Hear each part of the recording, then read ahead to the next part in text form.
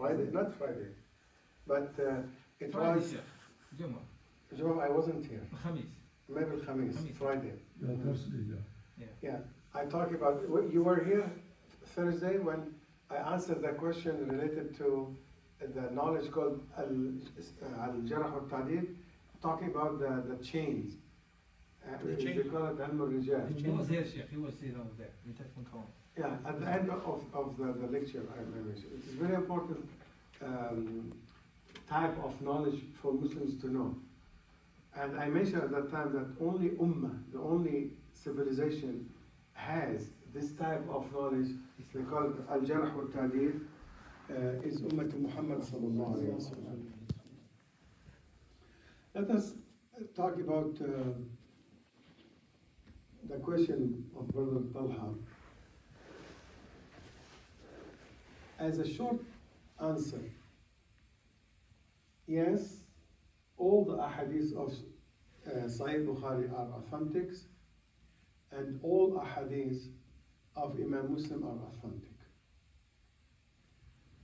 I mentioned it very short, but to explain more about this, we need to go back again to this type of knowledge. I want to explain it a little bit today, again. For example, when Imam al-Bukhari, he said, if Imam Bukhari said, حدثنا عبد الله عن أحمد عن نافع عن ابن عمر, for example, fine. Bukhari said, في one of his shuyukh, his name is Al-Farabri. Then from the Farabri, for example, for example, Malik, Imam Malik. And the Ustad of Imam Malik is Nafi'. Then the Nafi' took Al-Hadith from Abdullah bin Umar, Sahabi. How many chain, Brother Talha? 5. Al-Bukhari, Farabri, Malik, Nafi', Abdullah bin Umar. Don't quote me these names, could be any correct. Different. I give only examples. Ibn Umar existed, is not imagination. Nafi' was tabi'i. Malik tabi'i, no doubt. Farabri, the teacher of Al-Bukhari, no problem with this. We call this in Ilm al-Hadith sanad. Do you hear this term? Sanad means a chain. The chain, a sanad. And whatever Abdullah bin Umar narrated from Rasulullah sallallahu alaihi wasallam, call it al-matin, the context, right? They call it the context, the wording of the hadith. So al-hadith is two parts. Two parts. Matin, the text, and the sanad is the chain. Both is hadith. Not only the matin, the text, and the chain, both they call it hadith. Have to be both. You understand? Yes. This hadith. To judge that this matin, this text, is authentic or not, because the text has a base pillar. The base of it is the chain.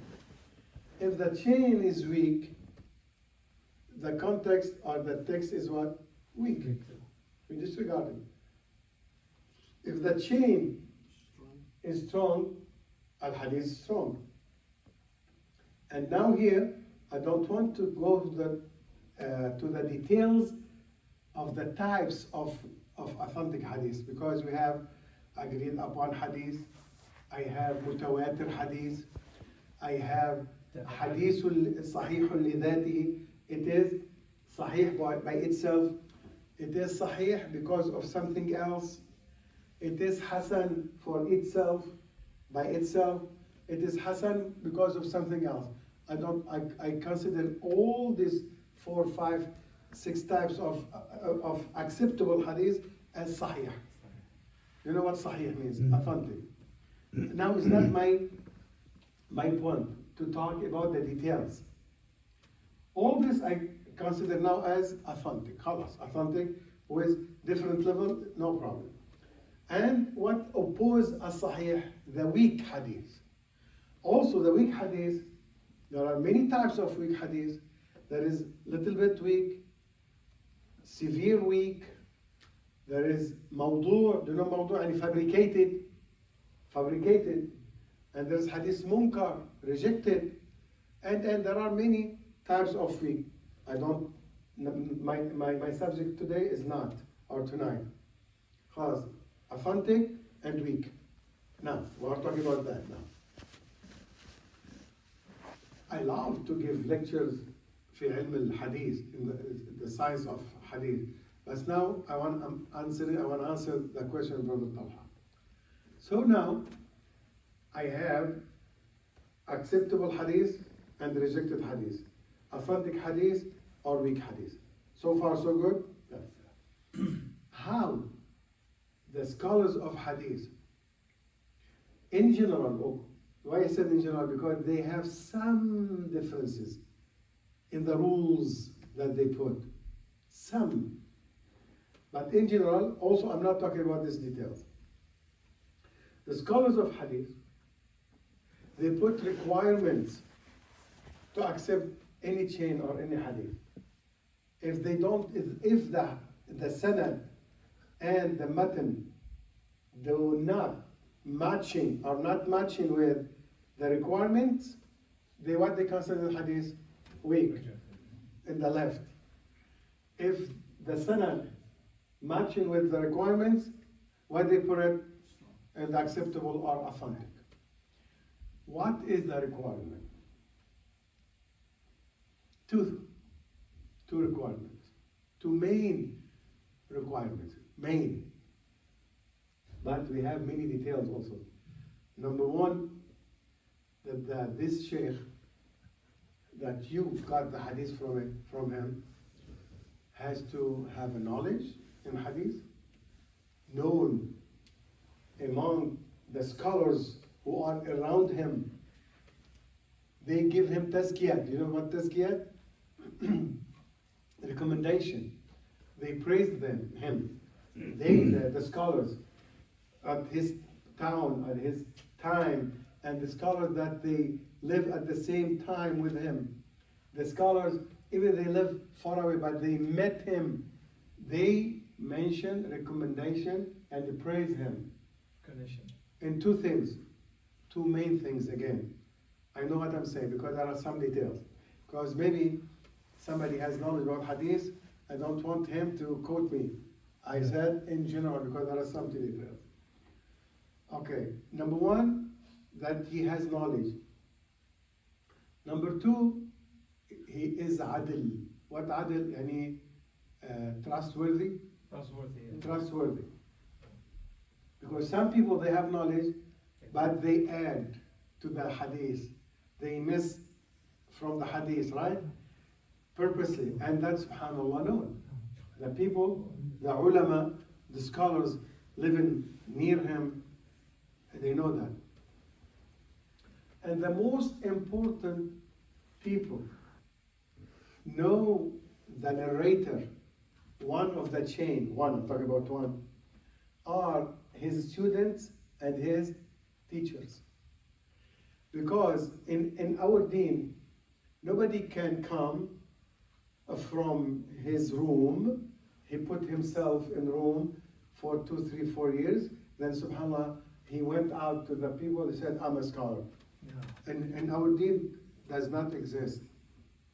And if somebody claimed it, they disregard him. If you are a scholar, especially a narrator of hadith, you have to have what? Teachers.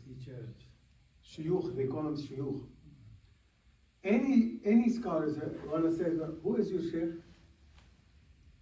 Who is your sheikh? Yeah. You cannot narrate from yourself.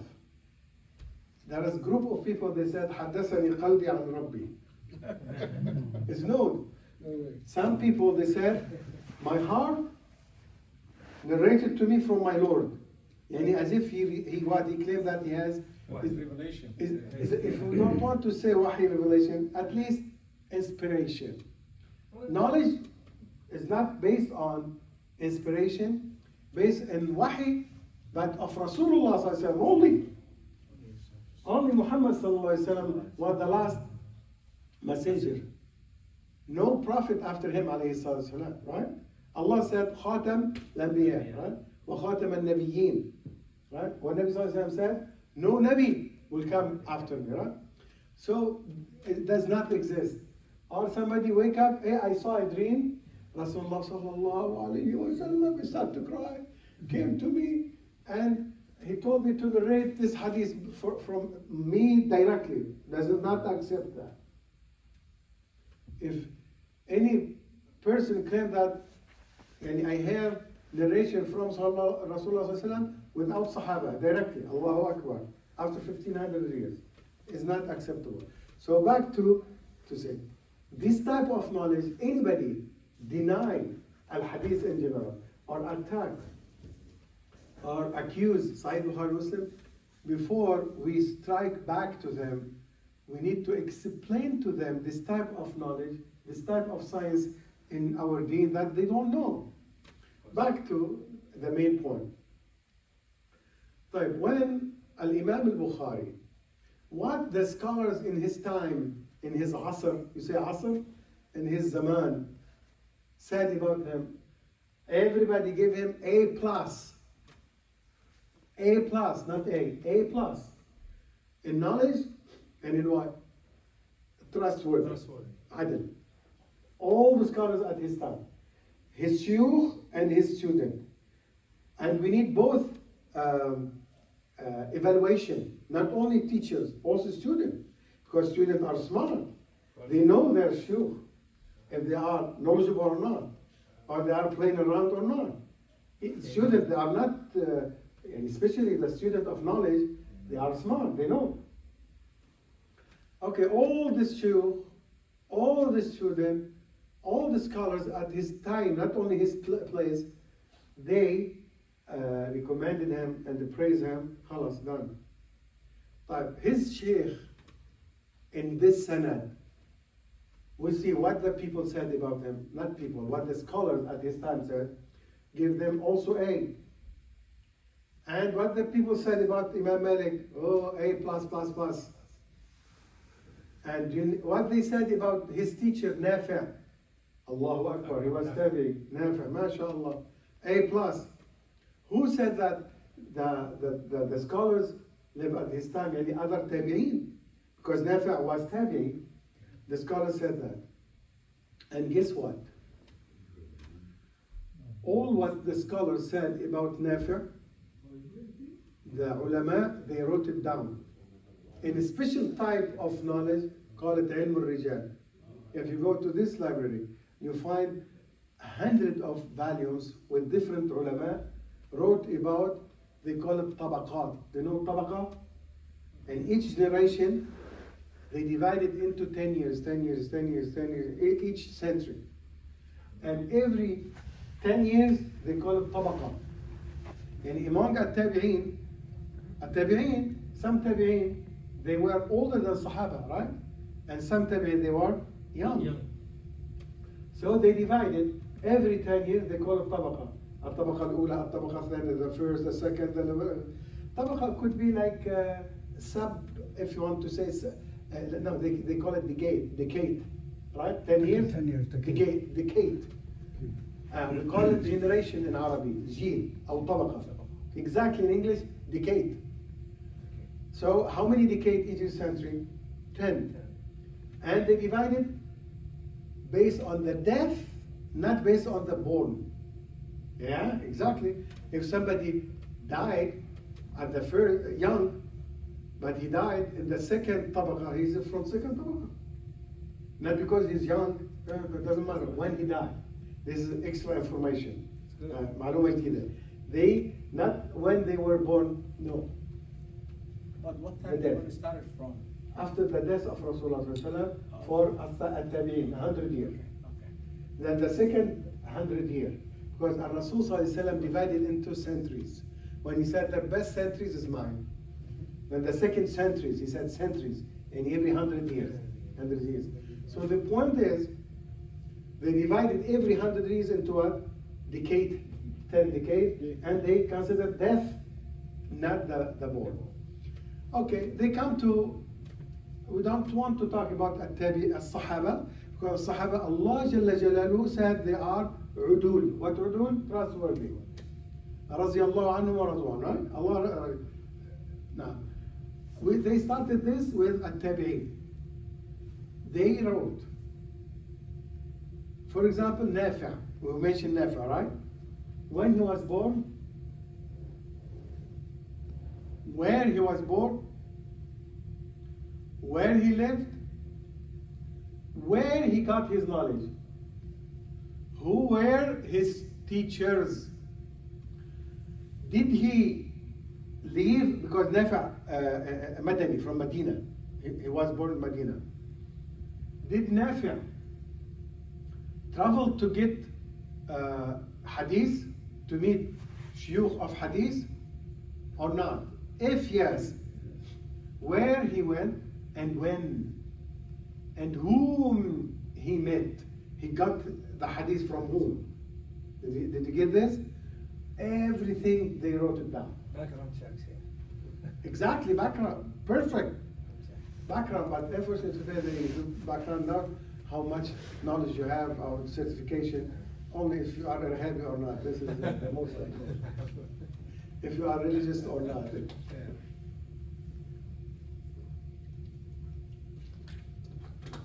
For example, the student of Imam Malik, Imam Shafi'i, right? And Imam Shafi'i narrated some hadith from Imam Malik. Actually, and Imam Shafi'i memorized the whole book of Imam Malik. What's the name of his book in hadith? Al-Muwatta. The name of the book of Malik Muwatta. He was in Mecca. He memorized Al-Muwatta before he met Imam Malik. Before he met his sheikh. He memorized the whole book of, and guess how and when he memorized it.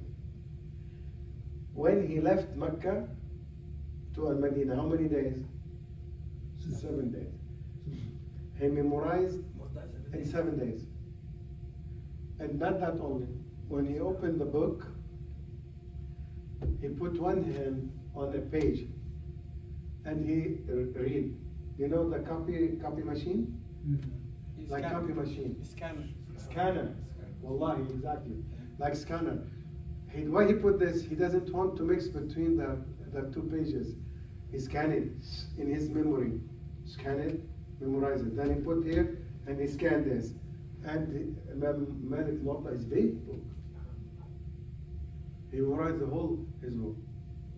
So the point is, Imam Shafi'i, when he was born, they said he was born in Gaza, in Palestine. Who is his, they call it, Ancestry. Ancestry? Ancestry. His father and his grandfather, and the tree. Yeah. You know, Imam Shafi'i is Muttalibi, Ahl-Bayt, من Ahl Bayt. Okay. They said, then his mom took him when he was young, 5 years old, to Mecca, to his uncles, because he's Qurashi. He's Qurashi.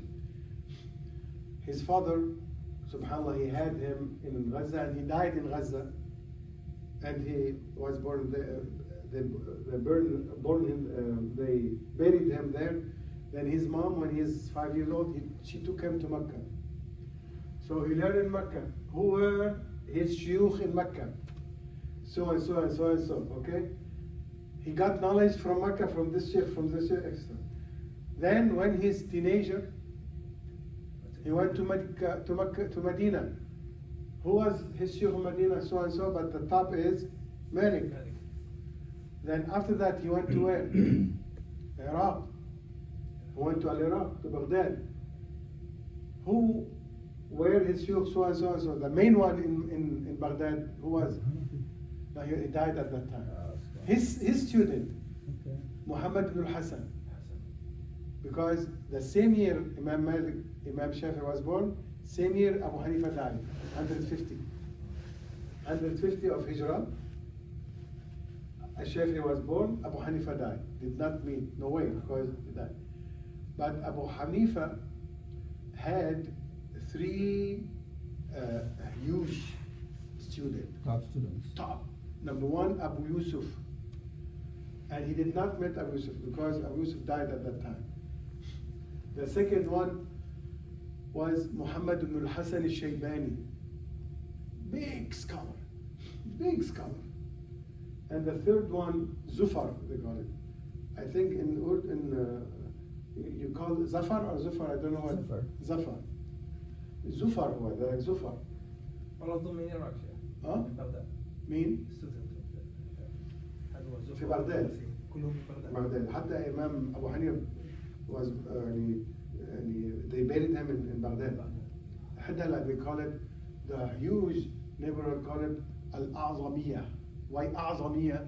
What the nickname of Abu Hanifa? Abu Hanifa al-Nu'man, right? He said Al-Imam al-A'zam, they call him. Do you know A'zam? Do you know Azim? Great. Azim? Azam is bigger than Azim. Okay. Greater than Azim. Abu Hanifa they call Al-Imam al-A'zam.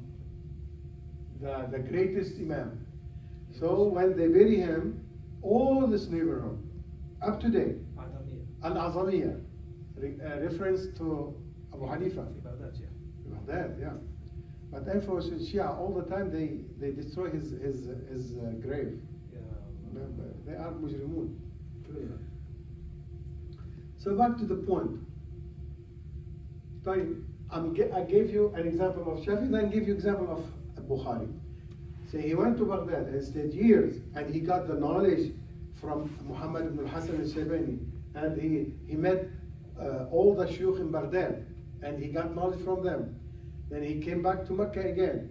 Then he went back to Baghdad again. Then he went to Al-Yaman. And Al-Yaman also, he met the student of the greatest scholars of Hadith of Al-Yaman. What's his name? شوكاني شوكاني امبارح يا رجل. شوكاني اليمن بس امبارح شوكاني بالنسبة لنا. افتكر بقى بمضحك أبو الشافعي. عبد الرزاق. عبد الرزاق صنعاني. Sanani. What his book? Imam Malik, what his book in Hadith? Muwatta. What the book of عبد الرزاق? المصنف. اسمه المصنف. Big, huge book. The scholars of Hadith. He went there, but also he died at the time, and he got the knowledge of Abdul Razak from his student. Then they took him by force to Baghdad at the time of Harun al-Rashid, because they accused him that he wanted to make a coup against Al-Abbasiyin, and they wanted to cut his neck also. But Allah saved him. Then after that, he left Baghdad and he went where? To Egypt. Who was the greatest scholar of Egypt, but he did not meet him? Ismu Al-Layth ibn Sa'd, the same generation with Malik. And he got the knowledge of Al-Layth from his students. And he has very known statement. He said, Al-Layth more knowledgeable than Malik. ليش Malik عظيم? He more knowledgeable because both they were shuyukh, his shuyukh, okay? ولكن ضيعه تلامذته. The student of Al-Layth, they did not keep his madhab. Al-Layth he had a madhab like Malik. Imam Malik, but he has a student and they kept his madhab. But Al-Layth, his student did not keep his madhab. So back to the point. طيب, Al-Bukhari came after Al-Shafi'i. And who came after Shafi'i? Imam Ahmad after Shafi'i. And Imam Ahmad, he was very known as in ilm al-hadith, muhaddis, kabir. And after Imam Ahmad, Imam Bukhari came. And Imam Bukhari, he was born in Bukhara, north of Iran today, or no, not in Uzbekistan. Uzbekistan. Bukhari is in Uzbekistan. And still he has maqam. You know, maqam like big grave and stuff. Up to date is there. In Bukhari? No. I think his grave in some city near Bukhara. شيخ I'm sorry هذيك تتكلم على البخاري السؤال تاعو هذاك if we can have doubt about it and he told him you have to know the basic of مثلا كلهم على البخاري لما راح يشوف حديث هلا شوف هلا الإمام البخاري was born in Bukhara and he got all his knowledge at the beginning in Bukhara, Naysabur and Uzbekistan today. Then he moved to the closest famous cities, has famous ulama in hadith. And he dedicated himself to do what? To be a scholar in hadith. Not in Qur'an, not in tafsir, not in fiqh, even he was faqih. جمع الحديث But to what? To filter the ahadith and to get it from authentic chain only. Authentic chain Great only. job شيخ And guess what Imam al-Bukhari did? After he got all this ahadith in Bukhara area, he went to Baghdad and he met the scholars of hadith there. Then he went to Al-Madinah, to Mecca. He went everywhere. He went everywhere to verify the chains. The chains. Okay? And here, I want to mention something important about the requirement. Jazakallah khair. Barakallah. The requirement that Al-Imam al-Bukhari did. And listen to this, Brother Talha. Very important. He said, like the others, the two, knowledge and adl, trustworthy. And he said, he had one more requirement for himself. He said, if Al-Farabri said, حدثني, for example, Al-Shafi'i. He said, I don't accept, even I trust Al-Farabri.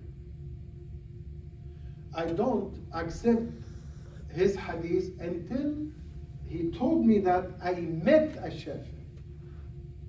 Not only I lived at the same time of Al-Shafi'i, because Al-Bukhari did not meet Al-Shafi'i. In between there is one, either Imam Ahmad, because Ahmad was his student, teacher, or Al-Farabri, or anybody else. He said, I don't accept, even I trust him, until حتى يصرح بالسماع. شفتوا الجملة؟ حتى يصرح بالسماع. Because sometime his teacher, he said, by the authority, if Al-Farabri said, by the authority of Ahmad. يعني بالعربي شو تكون؟ عن أحمد. عن أحمد. He said, I don't accept that. Until he said, حدثني أحمد. Or حدثنا أحمد. His teacher, Al-Farabri, he said, I don't accept the hadith from my teacher, even I trust his knowledge, I trust him as trustworthy, until he said, Ahmad narrated to me or narrated to his student. Did you get it? Even both are udul, both are knowledgeable. He said, I don't accept the hadith. Until he said it clearly, I heard this hadith from Ahmad. And Imam Muslim, he did not put this condition. What he put, he said, knowledgeable, trustworthy. He put a different condition. He said, if I trust Al-Farabri and I trust Ahmad, already I trust their knowledge and udul, is enough for Al-Farabri to tell by the authority of Ahmad, he doesn't need to tell me, Ahla narrated to me. So which one is better, is more and confirmed or more authentic? It's Bukhari. Bukhari, when he said, I don't accept it until he said, until Farabi told me, Ahmad narrated to me. Muslim said, no, I transpose, خلاص, no need.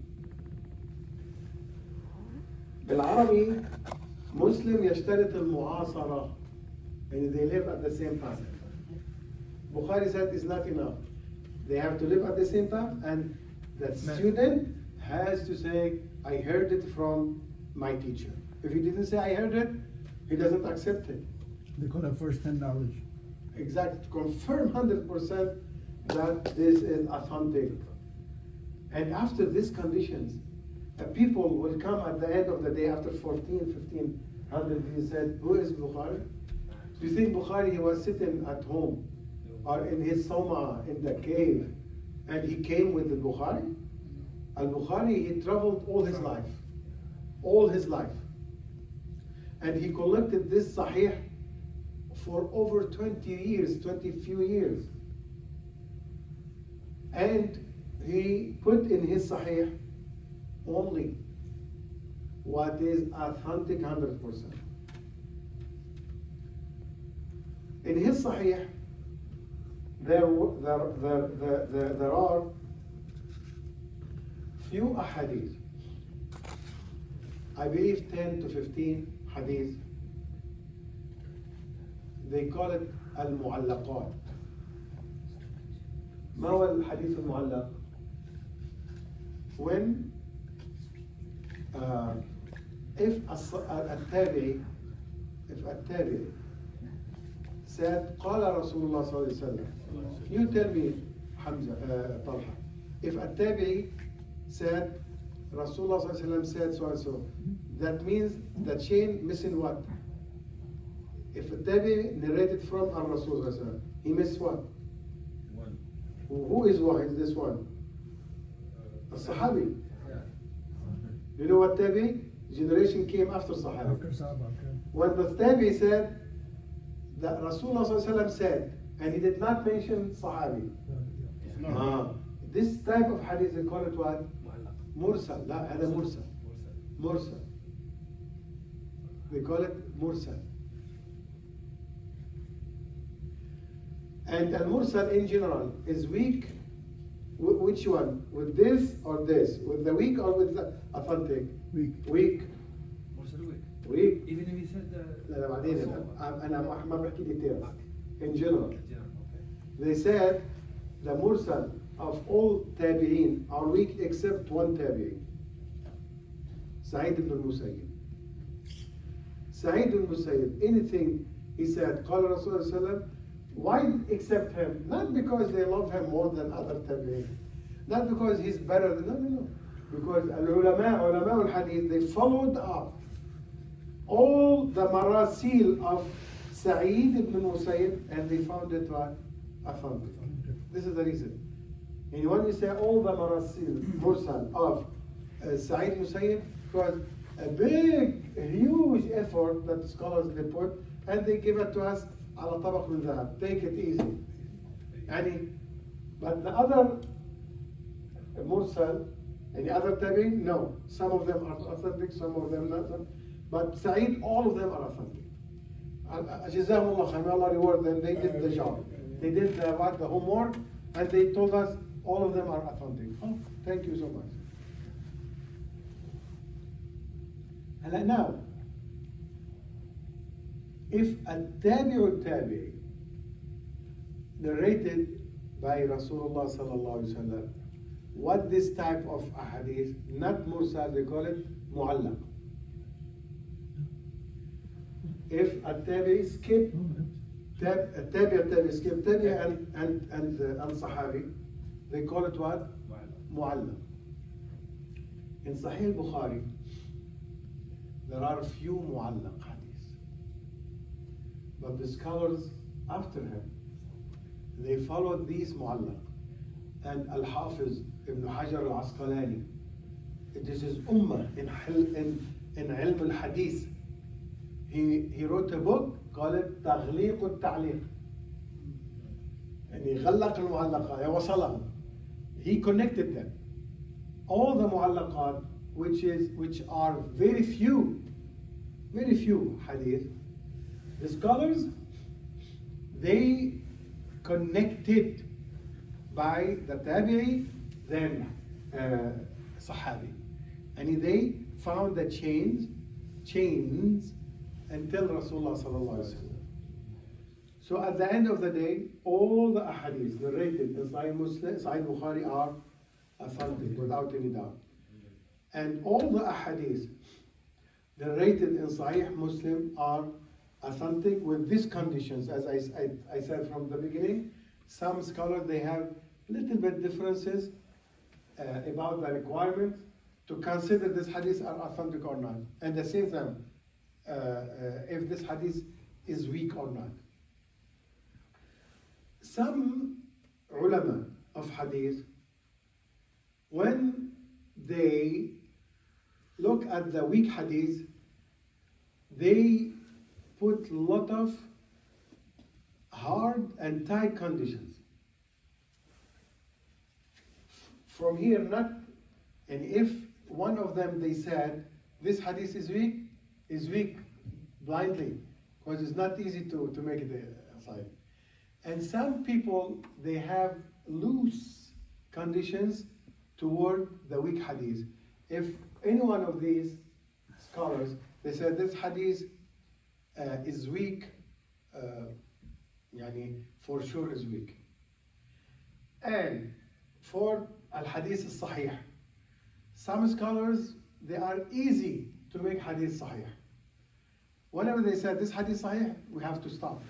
Because their conditions, their requirements are loose and easy. But if somebody like Bukhari put hard conditions, whenever he said this hadith is authentic, what? Blindly is authentic, right? This is some details. But in general, these are the conditions that some scholars they put, and this is the knowledge of al-jarh wa al-ta'dil, and they call it ilm al-rijal, the science of men.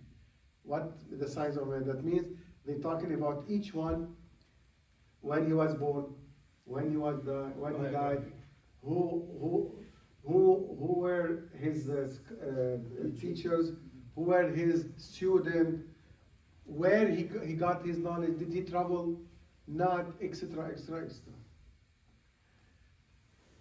In this regard, maybe it's good to end speech about al-Bukhari with the following.